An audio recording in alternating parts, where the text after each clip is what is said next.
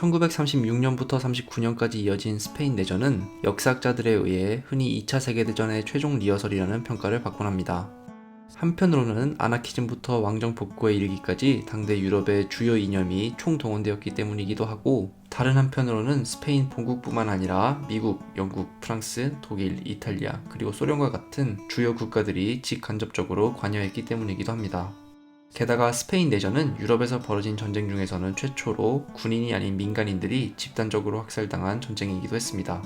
더 나아가 이런 학살이 사진 기자들에 의해 생생하게 국제적으로 보도되었습니다. 그런데 어째서 열강들이 이권을 두고 서로 싸움을 벌이고 있는 식민지도 아니고 유럽 안에서, 그것도 국가 간의 전쟁이 아니라 내전의 형태로 이런 잔혹한 일이 벌어지게 되었을까요? 스페인 내전 시리즈의 1편으로서 이번 영상에서는 내전이 벌어지게 된 원인과 그 배경에 대해서 자세히 다뤄보고자 합니다. 스페인 내전이라고 하면 흔히 군부 쿠데타를 이끌고 그 결과 독재자로 군림하게 된 프란시스코 프랑코를 가장 먼저 떠올릴 수 있지만, 사실 스페인 내전의 근본적인 원인에 대해 알아보기 위해서는 수십 년 전으로 돌아가 보아야 합니다. 영국이나 프랑스와 같은 국가들과는 달리 스페인은 19세기에 이미 최강대국의 자리에서 물러나 내부적으로도 큰 정치적, 사회적 혼란을 겪고 있었습니다. 이 와중에 1898년 미국에 의해 가지고 있던 마지막 식민지인 쿠바를 사실상 빼앗긴 사건은 스페인이 국제사회에서 얼마나 몰락했는지를 상징적으로 전 세계에 보여주었습니다. 쿠바를 빼앗긴 이후 스페인은 경제적으로는 확실하게 종속을 장담할 수 있는 외부의 시장을 잃어버렸고, 정치적으로는 경쟁 국가들을 따라잡을 수 있을지에 관한 논쟁 과정에서 끝없는 수렁에 빠졌습니다.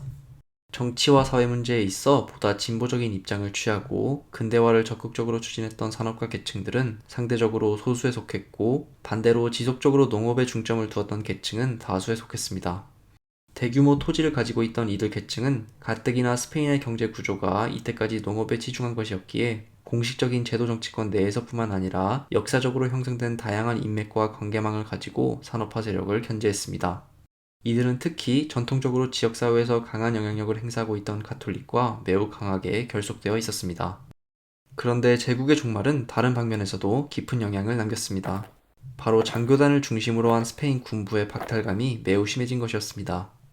지켜야 할 식민지가 사라졌기에 군대의 역할에 대해 사회적으로 의구심이 증폭될 수밖에 없었고, 군부는 자신들의 영향력을 지키기 위해 지속적으로 정치권에 로비를 했습니다. 또한 군부 내에서는 식민지를 모두 잃은 것에 대한 책임이 군대에 있는 것이 아니라 무능력한 정치인들에 있다는 신화가 퍼졌고, 이를 위해 오늘날로 치면 가짜뉴스에 해당하는 여러 유언비어들을 퍼뜨렸습니다. 이들은 진정한 스페인을 지켜내기 위해서는 다름 아닌 군인들, 즉 자신들 스스로가 적극적으로 역할을 해야 한다고 믿었고, 이는 정치인들이나 산업화를 추진하고 있던 새로운 엘리트 계층에 대한 광범위한 반감으로 이어졌습니다. 1907년 15살의 어린 나이에 육사에 입학한 프랑코도 바로 이러한 분위기 속에서 교육을 받았습니다.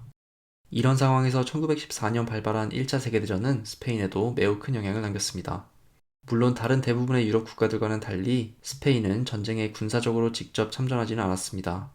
그러나 전쟁의 와중에 러시아에서 혁명이 일어나 소련이 탄생한 것은 스페인에도 큰 충격을 주었습니다.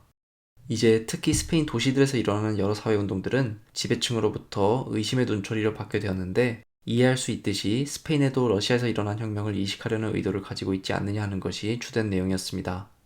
스페인 안에서 영향력이 강했던 아나키즘, 흔히 무정부주의로 불린 세력이 큰 탄압을 받았는데, 이들은 특히 바르셀로나를 중심으로 활동하고 있었기에 이 지역이 많은 피해를 봤습니다. 일명 빨간 바르셀로나를 진압하기 위해 이미 1923년 군부가 헌법을 무시하고 스스로 진군한 것이 이를 보여주는 대표적인 사례입니다. 당시 스페인의 왕이었던 알폰소 13세는 이런 무력 개입을 공개적으로 지지하기까지 했는데, 위헌이었던 군부의 개입을 국왕이 공개적으로 지지했다는 것은 당시의 사회적 혼란이 얼마나 컸는지를 방증합니다. 이때 군부를 이끌었던 미겔 프리모 데 리베라라는 장군은 왕의 지지에 힘입어 1930년까지 독재 정권을 이끌었습니다. 이런 무질서에도 불구하고 세계대전 후의 전 세계적인 경제 호황 덕분에 스페인 역시 당분간은 큰 경제 성장을 경험했습니다. 그러나 경제 성장은 역설적이게도 도시를 중심으로 한 중산층이 더 많은 정치적 개혁을 요구할 수 있는 여건을 만들었습니다. 이들은 점점 왕정 자체를 부정적으로 바라보게 되었고, 당시까지만 해도 스페인에서 정당을 결성하는 것은 불법이었음에도 불구하고 여러 결사체를 만들어 스스로를 조직화했습니다. 경제 발전과 함께 점점 많은 사람들이 도시로 몰려드는 상황에서 도시의 이런 새로운 분위기는 도시와 농촌 사회의 간극이 점점 벌어지는 결과로 이어졌습니다. 농촌에서는 여전히 종교와 농경에 기반한 전통적인 사회 질서가 유지되었던 반면 도시에서는 개혁을 강하게 요구하는 계층이 점점 영향력을 확대해 나가고 있었던 것입니다. 이런 상황에서 1920년대 말 경제 대공황이 시작되자 프리모 데 리베라의 군부 독재 정권은 당연히 제대로 된 대처를 할 수 없었습니다. 무능력으로 인해 민간사회뿐만 아니라 군부 내에서도 큰 비판에 직면한 그는 반강제적으로 물러날 수밖에 없었고, 여론의 압박으로 인해 시행된 1931년 총선에서 공화파가 승리함으로써 알폰소 13세는 물러나고 스페인에서도 공화국이 선포되었습니다. 이렇게 탄생한 공화국에서 새로 정권을 잡은 공화파는 그동안 밀려있던 많은 분야에서의 개혁을 전방위적으로 시행하고자 했습니다. 이들은 크게 토지, 교육, 종교, 그리고 군부의 4가지 분야를 집중적으로 개혁하고자 했습니다. 문제는 이 주제들이 당시 스페인의 상황에서는 각각 개별적으로도 사회 전체를 관통할 만큼 근본적인 문제들이었다는 것. 그리고 이렇게 전방위적인 사회 개혁이 경제 대공황으로 인해 경제가 큰 침체에 빠진 와중에 시행되었다는 것이었습니다. 물론 개혁을 담당한 공화파의 입장에서도 할 말은 있었습니다. 이들이 보기에 스페인은 이미 미국이나 영국, 프랑스, 그리고 독일과 같은 국가들에 비해 크게 뒤떨어져 있었습니다. 19세기와 20세기 내내 수많은 쿠데타들이 일어나고 정권이 바뀌면서 스페인은 경쟁 상대라고 여겼던 국가들에 비해 많이 낙후된 상태였던 것입니다. 즉, 한 세기에 걸쳐 지체된 근대화를 빠르게 따라잡기 위해서는 한시라도 아껴서 개혁을 추진해야 했던 것입니다. 공화파의 개혁들은 모두 보수층으로부터 큰 반발을 불러왔지만 그 중에서도 종교 분야, 특히 학교 교육에서 종교계의 영향력을 완전히 배제시키려는 안은 가톨릭계의 격렬한 반대에 부딪혔습니다. 이전까지는 학교 교육이 제도적으로나 인적으로나 가톨릭의 영향하에 있었는데, 새로 공화국을 수립한 이들은 정부가 담당하는 공공생활과 종교가 담당하는 사생활을 분리하려고 했습니다. 그 중에서도 교육은 대표적인 사례였던 것입니다. 그러나 공화파들은 자신의 개혁안을 현실화하는 데 있어서도 많은 어려움을 겪었습니다. 우선 대공황의 와중에 예산이 절대적으로 부족했고, 중앙정부에서 법안을 통과시킨 이후에도 지방에서 이를 법대로 집행할 만한 행정력이 부족했던 것이 주요 원인이었습니다. 지방사회에서 강한 영향력을 유지하고 있던 고위성직자들은 공화국이 역사적으로 유지되어 오던 안정적인 농촌사회를 혼란에 빠뜨리고 있다고 주장하면서 농민들을 동원했습니다. 이런 주장이 지역에 따라 대중적으로도 큰 호응을 얻은 것은 대공황의 여파를 정부가 쉽게 안정화하지 못했기 때문이었습니다. 공화국 정부는 이전의 어떤 정부보다도 복지를 비롯해 경제적으로 어려움에 빠진 이들을 구제하는 데 많은 예산을 썼지만 역설적으로 너무나 큰 기대를 받고 있었기 때문에 곧 큰 실망에 직면해야 했습니다. 이런 상황에서 공화국 수립 2년 후 치러진 1933년 선거에서는 우파가 승리했는데, 여기에는 여러 좌파 정당들이 난립해 있었다는 것이 큰 역할을 했습니다. 집권한 우파 정부는 곧바로 지난 2년간 행해진 모든 개혁안들을 일일이 이전의 상태로 되돌리는데 사활을 걸었습니다. 여기에는 교육이나 종교에 관한 개혁뿐만 아니라 토지개혁, 부의 재분배 등에 관한 문제도 포함되어 있었기 때문에 스페인 사회는 곧바로 찬반의 여부를 둘러싸고 화해할 수 없는 갈등 상태에 빠졌습니다.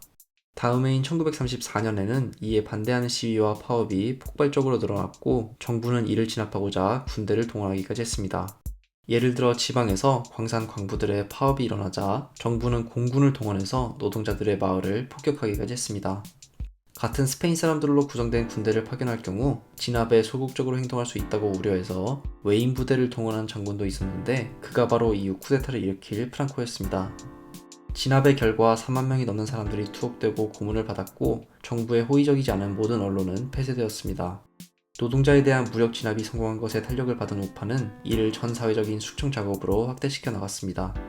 사회주의에 대한 지지도가 높은 마을들은 통째로 탄압받았고, 공무원들 중에서도 우파 정부를 지지하지 않는 자유주의나 좌파 성향의 인사들은 모두 배제되었습니다. 우파가 집권한 이 시간을 거치며 스페인 좌파는 중요한 교훈을 얻었는데, 바로 이념적으로는 차이가 있을지라도 선거에 있어서는 중도 성향의 공화파와 분열을 하면 안 된다는 것이었습니다.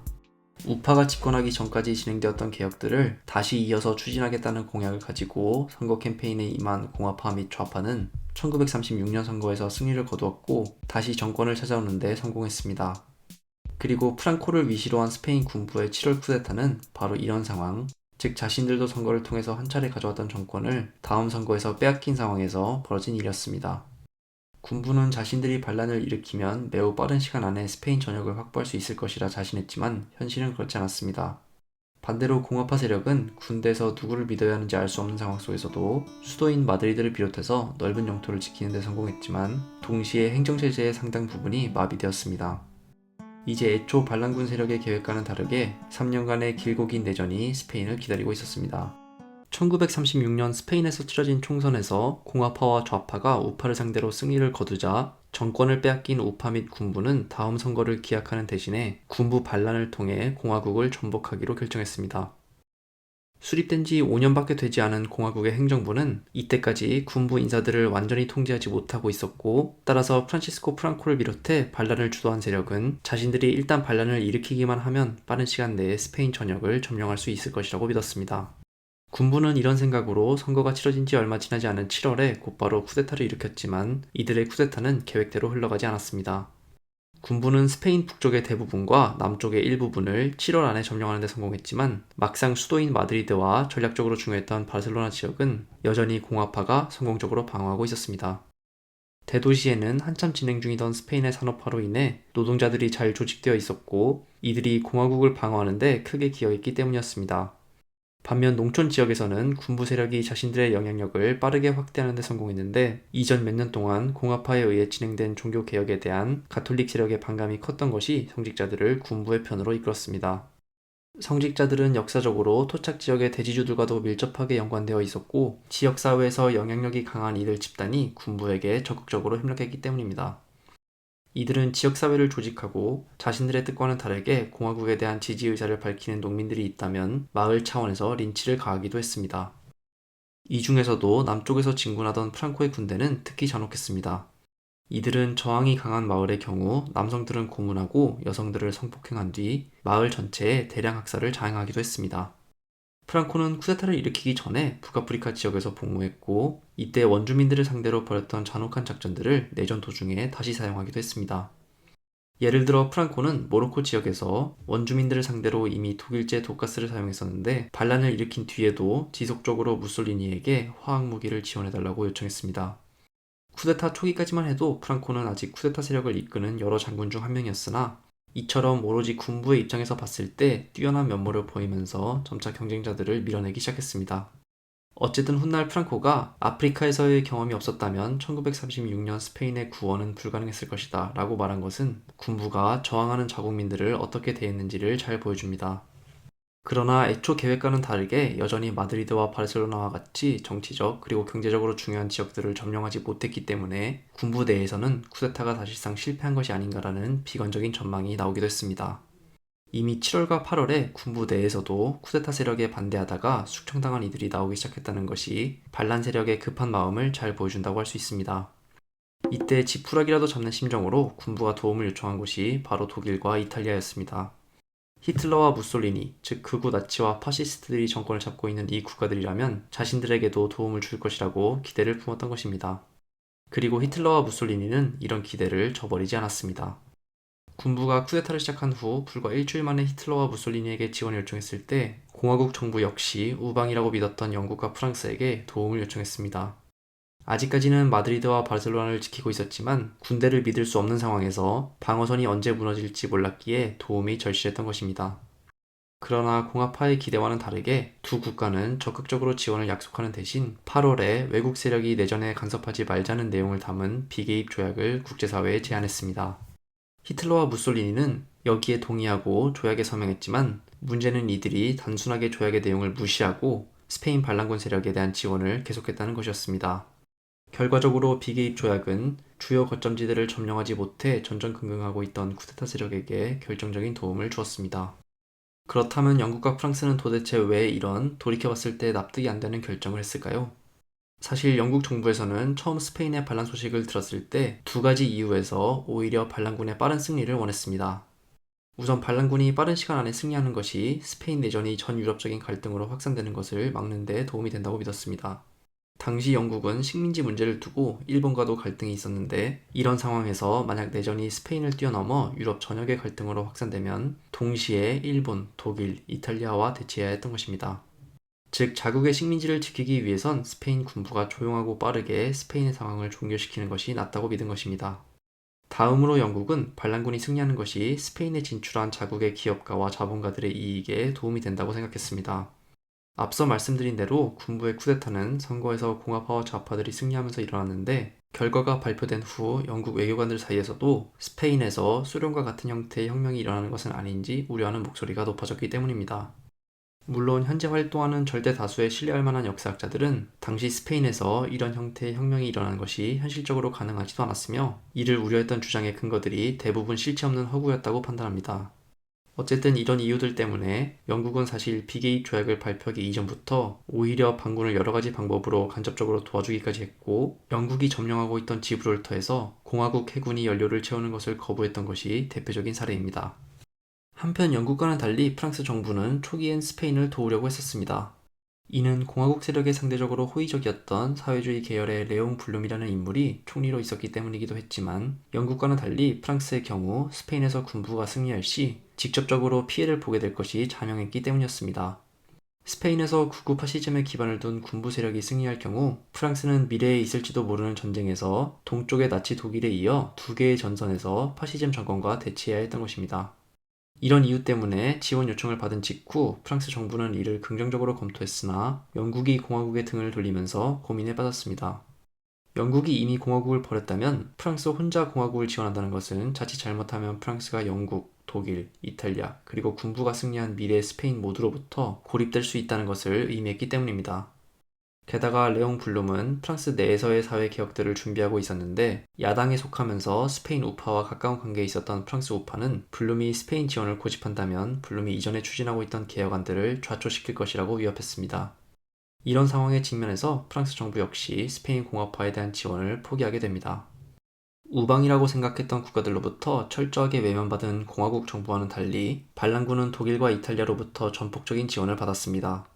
프랑스가 반란군이 승리할 경우 두 개의 전선에서 파시즘 정권과 대치해야 할 것을 우려한 것과 정확히 마찬가지 논리로 히틀러는 반란군이 승리할 경우 양쪽에서 프랑스를 압박할 수 있을 것이라고 믿었습니다. 이런 실리적인 이유를 위해 히틀러와 무솔리니는 겉으로는 국제사회에 계속해서 반공의 논리를 내세웠습니다. 즉, 공화파 내의 공산 세력이 스페인 전체를 공산화하는 것을 막기 위해서 반란군을 지원한다는 논리였습니다. 여러 기록들에 따르면 비개입 조약을 어기고 반란군 세력을 지원하는 것을 정당하기 위해 만들어진 이런 형식적인 외교적 수사에 어째서 영국과 프랑스가 제대로 된 대처를 하지 않는지 히틀러와 무솔리니가 이해하지 못했을 정도로 영국과 프랑스는 상황을 방치해두었습니다. 히틀러와 무솔리니는 영국과 프랑스가 지금까지 설명된 것 이외에 어떤 다른 의도나 작전을 가지고 있지는 않은지 계속해서 의심했는데, 이는 자신들이 보기에도 자신들이 일방적으로 비개입 조약을 어기는 것의 명분으로 반공만을 내세우는 것이 허술했기 때문이었습니다. 이들이 보기에는 반란군이 승리할 경우 프랑스가 유럽에서 고립된다는 것을 누구보다 프랑스와 영국이 잘 알고 있을 텐데, 자신들이 반란군을 돕는 것을 이들이 묵인하고 있다는 것이 납득이 되지 않았던 것입니다. 이런 상황에서 바로 눈앞에 놓인 승리의 가능성에 취한 프랑코는 한 가지 큰 실수를 저지르고 맙니다.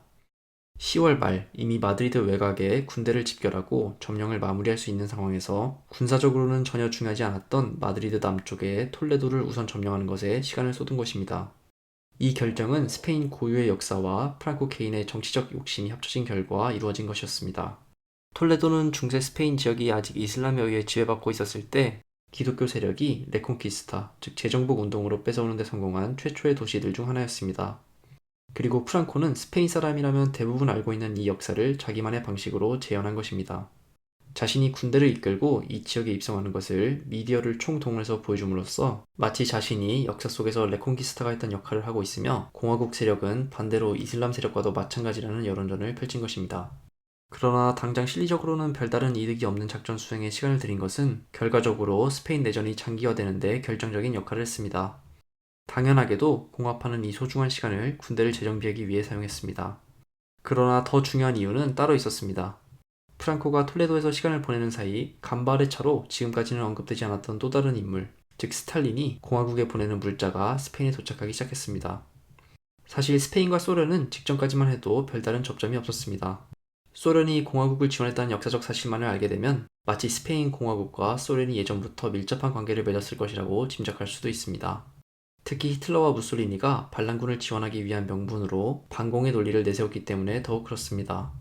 그러나 스페인 공화국은 1931년 수립된 이후 33년이 되어서야 소련을 공식적으로 인정했고, 그 이후에도 쿠데타가 일어날 때까지도 어떠한 외교적 사절도 주고받지 않았습니다.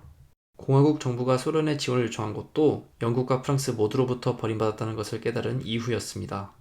기록을 보면 이마저도 스페인 정부가 실제로 지원을 기대서라기보다는 절망적인 상황에서 지푸라기라도 잡는 심정에서 요청했다는 것을 알 수 있습니다. 양국 사이에 공식적인 외교 채널조차 존재하지 않았을 정도였습니다. 그렇다면 스탈린은 왜 갑자기 공화국을 돕는다고 나섰을까요? 그리고 공화국과 군부 세력, 그리고 프랑코의 운명은 어떻게 됐을까요? 1936년 선거에서 패배한 스페인 우파는 군부의 힘을 빌려 쿠데타를 일으켰습니다. 스페인 공화국은 반란군을 진압하고자 영국과 프랑스에게 지원을 요청했지만 양국은 오히려 비개입 조약을 발표하고 공화국을 방치했습니다. 반면 각각 히틀러와 무솔리니가 정권을 잡고 있던 독일과 이탈리아는 겉으로는 비개입 조약에 서명했지만 뒤에서는 반란군에 대한 지원을 공공연하게 계속했습니다. 히틀러와 무솔리니로부터 인력과 장비를 지원받은 반란군은 마드리드 점령을 눈앞에 두고 있었지만 스탈린이 공화국에 대한 지원을 결정하면서 상황은 바뀌기 시작했습니다. 빠르게 반란군의 승리로 끝날 것처럼 보였던 내전이 장기전으로 변화하기 시작한 것입니다. 앞선 영상에서는 스페인 공화국이 내전 직전까지만 해도 소련과 사실상 접점이 없었으며 공식적인 외교 채널도 존재하지 않았었다고 설명되었습니다. 그렇다면 스탈린은 왜 이때까지 자신을 외면한 공화국을 지원하기로 결정했을까요? 사실 스탈린은 영국과 프랑스가 비개입 조약을 제안했을 때까지만 해도 이를 전폭적으로 지원했습니다. 여기에는 여러 가지 이유가 있었는데, 우선 스탈린 본인 또한 소련 내에서 대대적인 숙청 작업을 진행하면서 외국의 상황에 별도의 힘을 쏟을 여력이 없었습니다. 게다가 프랑스와 마찬가지로 소련의 최대 숙제 또한 히틀러의 독일을 국제적으로 고립시키는 것이었는데, 이를 위해서는 영국과 프랑스의 제안에 동참하면서 이들과 우호적인 관계를 유지하는 것이 중요했습니다. 스탈린은 또한 외국이 개입하지 않는 상황이 스페인 공화국 자체의 생존에도 유리하다고 믿었습니다. 소련보다 지리적으로는 스페인과 더 가깝고 정부의 특성상 프랑스보다 더 빠르게 지원을 결정할 수 있는 독일과 이탈리아가 반란군을 돕는다면 공화국이 생존할 가능성이 낮다고 판단한 것입니다. 따라서 아예 모든 외국들이 개입하지 않는 것이 공화국을 차라리 돕는 길이라고 생각했던 것입니다. 물론 이런 구상은 독일과 이탈리아가 대놓고 비개입 조약을 어기면서 수포로 돌아갔습니다. 문제는 반란군이 승리할 경우 히틀러의 독일이 이전보다 훨씬 자유롭게 동쪽으로 힘을 집중할 수 있다는 것이었습니다. 이전에는 독일이 서쪽으로는 프랑스, 동쪽으로는 소련, 양쪽 모두의 전력을 쏟아야 했는데, 반란군이 승리한 상황에서는 미래의 파시스트 스페인이 프랑스 권력의 일부분을 견제할 수 있게 될 가능성이 높았기 때문입니다. 이런 우려 때문에 스탈린은 공화국에 탱크와 전투기 등을 지원해줬고, 이는 공화국이 1936년 겨울을 버티는데 결정적인 도움이 되었습니다. 물론 영국과 프랑스와 공조해야 한다는 압박감 때문에 지원은 물밑에서 비밀스럽게 이루어졌고, 이 때문에 그 규모에서 독일과 이탈리아의 지원에 비해 크게 밀렸습니다. 독일과 이탈리아에서는 정권이 반란군 지원을 언론에 대대적으로 홍보한 데 반해 소련의 언론에서는 스페인 지원이 언급되지 않았다는 것이 양쪽 사이의 상반된 분위기를 잘 보여줍니다. 한편 스탈린 말고도 민주주의 우방국들로부터 버림받은 공화국을 돕기 위해 나선 이들이 또 있었는데, 이들은 바로 국제여단이라는 이름으로 불리게 될 의용군들이었습니다. 주로 유럽의 다른 국가들이나 아메리카 대륙에서 파시즘에 대항하고 공화국을 돕기 위해 지원한 이들로 구성된 국제여단의 규모는 1936년부터 39년에 이르기까지 35,000명에 달했습니다. 많은 경우 이들은 독일, 이탈리아는 물론 오늘날의 헝가리, 폴란드, 유고슬라비아, 루마니아, 핀란드 등의 지역에서 이미 전체주의 정권이나 우파 정당들로부터 탄압을 받은 경험을 가지고 있었습니다. 핀란드 출신의 한 캐나다인이 국제여단에 지원하기로 결심한 이유로 핀란드에서 우파에 의해 살해된 누이의 복수를 꼽은 것은 국제여단이 스페인이라는 개별 국가를 뛰어넘어 초대륙적인 차원에서 이해되어야 하는 현상이라는 것을 방증합니다.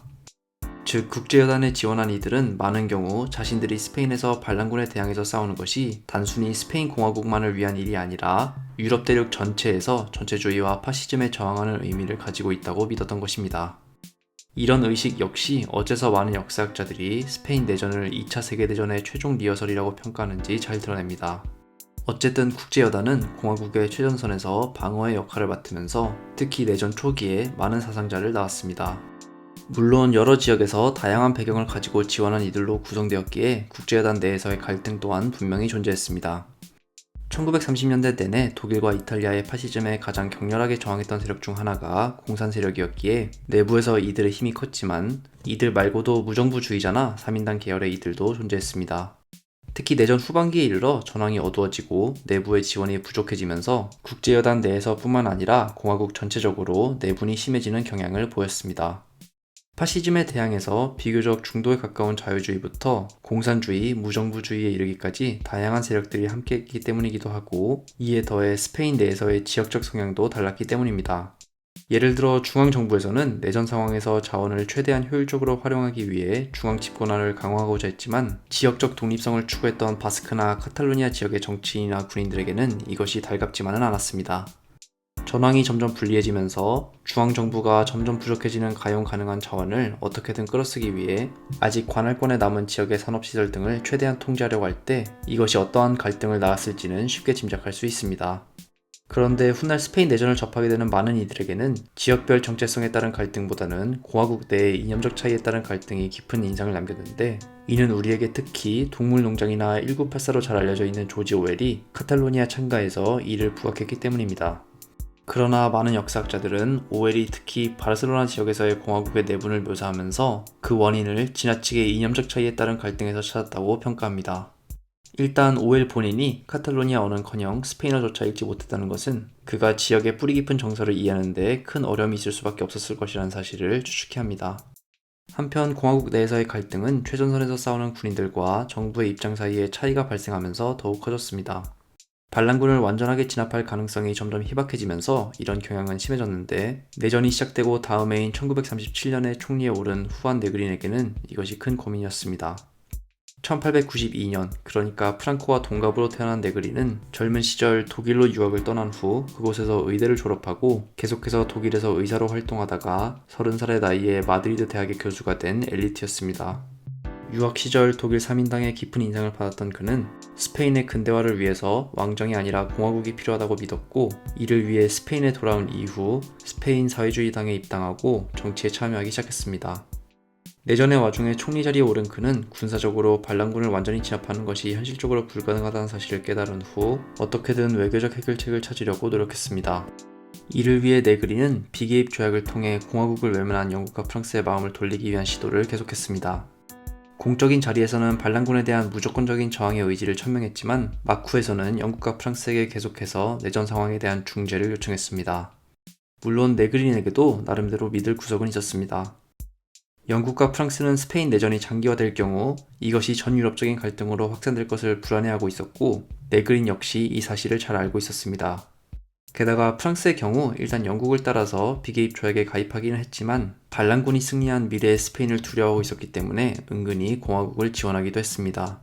역사학자들이 느슨한 비개입이라고 부른 정책을 통해 프랑스와 스페인의 국경 사이에서 공화국으로 향하는 물자들이 통과되는 것을 모른 척 방관해 준 것입니다. 물론 느슨한 비개입이라는 애매한 용어가 말해주듯이 계속해서 국경을 개방한 것은 아니고 영국의 눈치를 보면서 상황에 따라 입장을 바꿨습니다. 그럼에도 불구하고 반란군을 지원한 독일과 이탈리아가 공화국의 항구들을 모두 포위한 상황에서 이는 공화국에게는 큰 도움이 되었습니다. 그러나 문제는 네그린이 구조적으로 해결하기 어려운 딜레마에 직면하고 있었다는 것이었습니다. 일단 영국과 프랑스로부터 내전 상황에 대한 개입을 이끌어내기 위해서는 공화국 군대가 일정 수준 이상으로 계속해서 버텨야 했습니다. 반란군이 스페인 전체를 점령하게 되면 영국과 프랑스도 자신들의 이익을 위해서 프랑코와 협상을 하지 굳이 영토도 없는 공화국과 대화를 해줄 필요가 없었기 때문입니다. 그런데 반란군이 주요 지역을 이미 대부분 점령한 상황에서 이제 와서 영국과 프랑스가 상황을 중재한다는 것은 사실상 반란군의 정당성이 일정 부분 이상 인정되고 이들이 점령한 지역의 통치 또한 인정되는 결과를 낳을 가능성이 높았습니다. 문제는 이런 식의 협상이 전선에서 필사적으로 싸우는 군인들에게는 받아들이기 힘든 일이었다는 것이었습니다.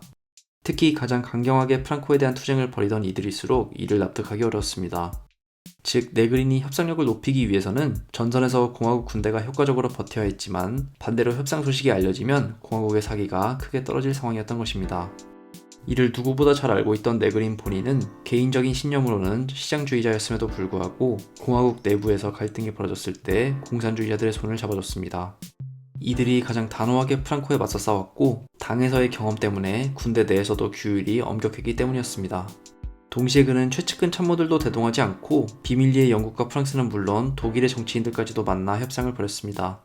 이때 네그린이 항상 내세웠던 가장 중요한 조건은 프랑코에게 저항하다가 잡힌 이들에게 어떠한 보복도 발생하지 않도록 보장하는 것이었습니다. 그러나 네그린의 계획은 성공을 거두지 못했습니다. 영국과 프랑스는 네그린의 노력에 큰 반응을 보이지 않았고 공화국 내부의 인사들도 네그린이 보이는 비밀스러운 행동들에 의심을 가지기 시작했습니다. 전선에서는 1938년 이후 항구가 막혀 보급이 끊긴 공화국 군대가 독일과 이탈리아로부터 물자를 계속 지원받는 반란군에게 패전을 거듭했습니다. 앞서 언급된 프랑스의 느슨한 비개입조차 프랑스 정권이 바뀌면서 끝나버렸습니다. 항구도 막혀버린 상황에서 육로로도 보급과 지원을 받기 어렵게 된 것입니다. 상황이 더 절박해진 공화국 정부는 그나마 통제하에 남은 지역에서 징집령을 강화했지만 이는 당연히 사람들의 사기를 더 떨어뜨렸습니다. 네그린은 프랑코에게 협상의 조건으로 공화국을 위해 싸운 이들에 대한 보복을 하지 않을 것을 약속해달라고 요청했지만 프랑코는 이를 고려조차 하지 않았습니다. 프랑코 본인이 수차례 이야기했지만 그에게는 공화국을 지지한 이들을 탄압하는 것이 스페인의 정화를 의미할 뿐이었습니다.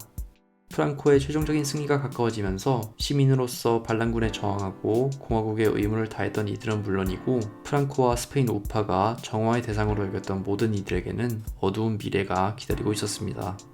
그리고 여기에는 전국의 노동자, 시골의 빈곤층, 지방의 독립운동가들, 그리고 도시의 전문직 모두가 포함되어 있었습니다.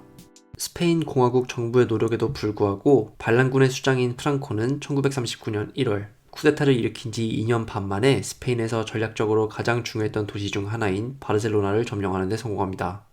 바르셀로나는 경제적으로도 중요했을 뿐만 아니라 프랑코의 반란군에 맞서 가장 격렬한 저항을 보였던 지역이었기 때문에 안 그래도 스페인의 대부분 지역이 점령된 상황에서 바르셀로나마저 점령된 것은 반란군이 사실상 내전에서 승리했다는 것을 의미했습니다. 1월 26일 바르셀로나가 함락되자 다음날 영국과 프랑스 정부는 곧바로 프랑코의 정권을 공식적으로 인정했습니다. 설상가상으로 마지막으로 버티던 마드리드마저 3월에 점령되자 이제 내전은 완전하게 반란군의 승리로 끝났습니다. 프랑코와 그를 따르는 반란군의 승리는 스페인 현대사에 아주 깊은 영향을 남겼습니다. 이는 단지 전후 프랑코의 숙청 과정에서 직접적으로 사망한 사람이 10에서 20만 명에 달했기 때문만은 아닙니다. 공식적으로 혹은 린치에 의해서 죽음을 맞이한 경우를 제외하고도 최소 40만 명이 넘는 스페인 사람들이 반란군의 보복을 피해 외국으로 도망쳐야 했습니다. 이들 중 운이 좋은 소수의 사람들은 북미나 중남미 지역으로 피신할 수 있었지만 절대 다수의 사람들은 프랑스와 같이 바로 인근의 국가들로 도망쳤습니다. 문제는 내전 중에 영국과 함께 비개입 조약으로 프랑코를 방치했던 프랑스가 이들 난민에게 결코 호의적인 모습을 보이지 않았다는 것이었습니다. 내전에서 프랑코가 승리한 상황에서 이들을 적극적으로 보호하는 것은 프랑코와 그의 새로운 스페인을 자극할 위험을 가지고 있었습니다. 히틀러와 무솔리니로 인해 정세가 혼란한 시점에서 이는 프랑스가 무엇보다도 피하고 싶은 일이었습니다. 따라서 공화국에 자신의 의무를 다하다가 프랑스로 피신한 이들은 프랑스에 도착하자마자 수용소에 갇히는 처지가 되었습니다. 프랑스의 이 수용소들에서는 위생 관리가 이루어지지 않았고 식량도 제대로 보급되지 않았기 때문에 내전 과정에서 고생하면서 몸이 약해진 스페인 사람들 중 다수는 이곳에서의 고생을 견디지 못하고 죽어나갔습니다. 스페인 사람들과 더불어 공화국을 돕기 위해 국제여단에 지원했던 많은 외국인들도 수용소에 갇히고 말았습니다. 프랑스 정부는 이곳에 수용된 이들 중 건강한 남성들에게는 일종의 기회를 주기도 했는데 프랑스의 외인 부대에 복무하거나 필요한 곳에 노동력을 제공하는 대가로 수용소에서 벗어나는 것이었습니다. 선택지를 부여받은 남성 중 대략 10만 명은 그대로 남는 것을 택했고 6만 명 정도는 제한에 응했는데 외인 부대보다는 노동을 택하는 경우가 절대적으로 많았습니다.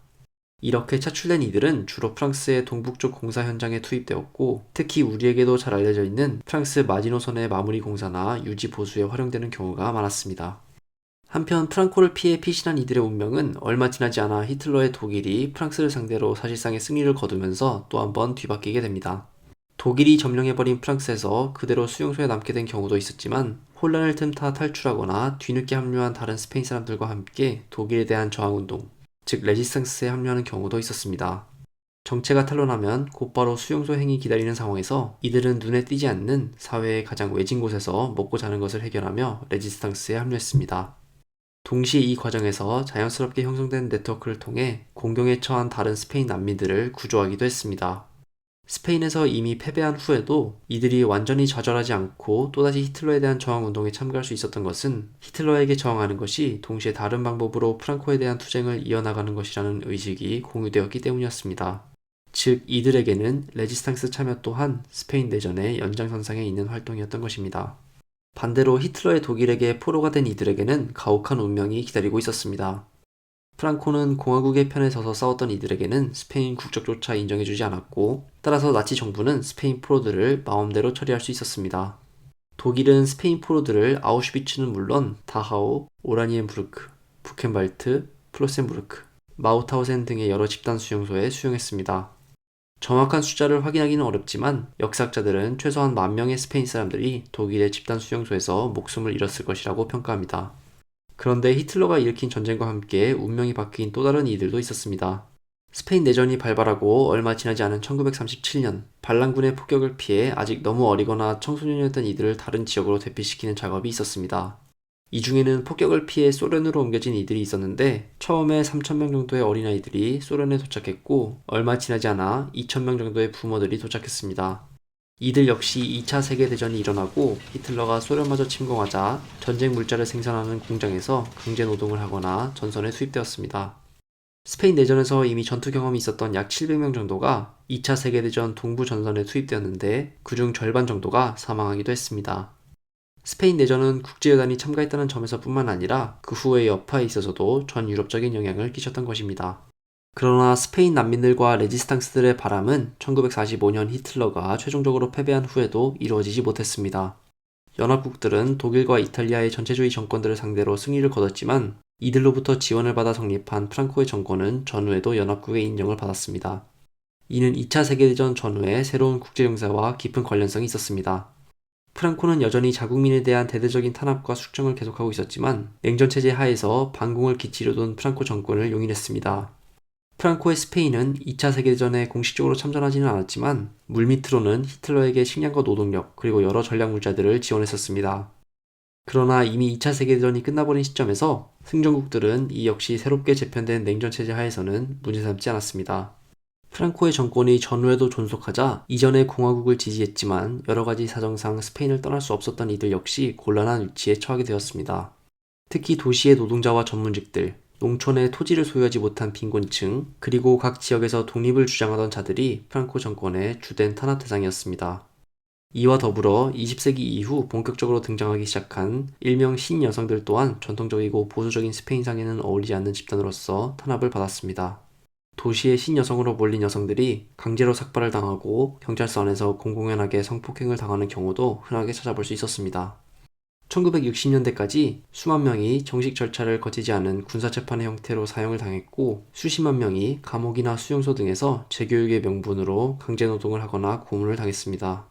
끌려가는 이에게 아이가 있을 경우 프랑코 정부는 아이의 이름을 바꿔버리고 다른 지역의 가정으로 강제적으로 입양 보내기도 했습니다. 이런 아이들 역시 구제불능이라는 딱지가 붙었고 새롭게 입양된 가족에서 정신적 그리고 육체적으로 학대를 당하는 경우가 많았습니다. 성인이 된 후에는 대학교에 입학하는 것이 금지되기도 했습니다. 반대로 프랑코 정권을 지지하는 이들은 내전 후에 편안한 삶을 살았습니다. 보수적인 가톨릭당을 지지했던 한 인물은 후에 1950년대와 60년대를 기억하며 다음과 같은 말을 남겼습니다. 물론 이 시기에는 자유가 결여되어 있었다. 그러나 안정된 삶의 기반을 갖고 있던 우리 같은 이들은 오로지 개인의 관점으로만 봤을 때 매우 행복했고 편안했다. 결국 쿠데타를 일으키고 내전에서 승리함으로써 정권을 잡은 프랑코는 1975년 사망할 때까지 스페인의 최고 권력자로 군림했습니다. 1960년대 이후 유럽과 미국 지역의 경제 발전 결과 대규모 관광이 유행하자 스페인에도 외국에서 오는 관광객들이 늘어났습니다. 프랑코는 정권을 홍보하기 위해 관광객들에게 그리고 국제사회 전체에 지속적으로 내전 당시 공화파에 의해 자행된 잔혹한 일화들을 퍼뜨렸지만 반대로 쿠데타 세력의 악행과 당시까지도 지속되었던 반대파에 대한 대대적인 탄압은 철저하게 숨겼습니다. 이런 상황은 프랑코가 사망하고 스페인이 비교적 평화롭게 민주정으로 체제 전환에 성공한 이후에도 한동안 바뀌지 않았습니다. 민주주의로의 평화로운 복귀에 동의한 프랑코 체제의 기존 엘리트층이 이에 대한 대가로 사실상의 정치적 면죄부를 요구했기 때문입니다. 역사학자들이 침묵의 협정이라 흔히 부르는 이 타협은 스페인이 또 다른 유혈 사태를 겪지 않도록 만들었지만 동시에 과거사에 대한 적극적인 조사와 최소 수십만 명에 달하는 피해자들에 대한 보상이 어려워지는 결과를 낳기도 했습니다. 여러 가지 탄압으로 가족을 잃었던 수많은 사람들은 프랑코 정부 내내 침묵해야 했지만 정작 민주주의가 돌아온 이후에도 외면받았습니다. 이런 사실은 2020년대인 현재까지도 수도인 마드리드를 비롯해서 스페인 내에 어느 정도 규모가 있는 스페인 내전에 관한 박물관이 존재하지 않는다는 놀라운 사실에서도 확인됩니다. 이처럼 공식적인 정부, 조사가 없는 거나 마찬가지인 상황에서 1980년대 이후 스페인 현대사를 연구하는 역사학자들은 매우 큰 역할을 맡게 되었습니다. 사람들이 많은 관심을 갖지 않던 여러 지방의 잊혀진 문서고들을 방문해서 자료들을 찾아내고 이를 토대로 스페인 내전에 대한 새로운 사실들을 밝혀냈기 때문입니다. 결국 스페인 내전을 연구하고 재현하는 과정은 지금까지도 계속되고 있는 현재 진행형인 작업이라고 할 수 있습니다.